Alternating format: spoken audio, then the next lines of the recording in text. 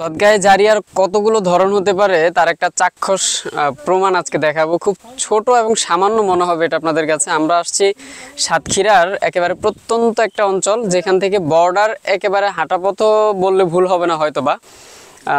মোটামুটি অল্প একটু রাস্তা বা এটা বর্ডার। আপনারা আশপাশে দেখতে পাচ্ছেন যে একেবারে বিলাঞ্চল, এখানে ফসলি জমি বেশি। তো এই জায়গাটা দিয়ে আমরা যখন যাচ্ছিলাম এই কাঁচা পথ ধরে, মাটির পথ ধরে, তখন দেখতে পেলাম যে এখানে একটা ছায়াযুক্ত গাছ এবং ছোট্ট একটা ঘর বা ইটের ঘর। তো প্রথমে ভাবছি যে এখান থেকে হয়তো বা পাহারা দেওয়ার জন্য একটা ঘর করা হয়েছে, এখানে কেউ থাকে। পরে এই ভাইয়ের কাছ থেকে জানতে পারলাম যে না, এটা আসলে একটা নামাজের ঘর এবং পবিত্র একটা জায়গা। মাশাআল্লাহ, খুবই চমৎকার। হয়তো বা 10 জন বা 5 জন এখানে নামাজ পড়তে পারবেন।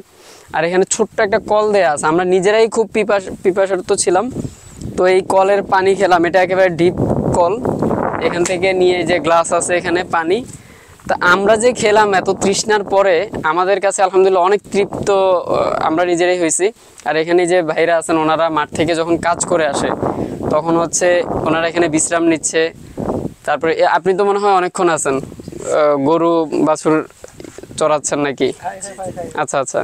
এই যে এখানে ওনারা বিশ্রাম নিচ্ছেন, ওনাদের মন থেকে আসলে একটা দোয়া আসে। এটা ওনারা মানে নিজেরাই এখানে যে কতটা আরাম পাচ্ছেন বলতে পারবেন। আমরা এখানে চলে গিয়েও আবার ঘুরে আসছি, যে জায়গাটা খুব ভালো লাগতেছে। আর আশপাশে এখান থেকে দোকান বা আপনি কিছু খাবেন এই সুযোগ নাই, কারণ কয়েক কিলোমিটারের মধ্যে আমার মনে হয় না দোকান আছে। আছে ভাই, এখানে কয়েক কিলোমিটারের মধ্যে দোকান নাই।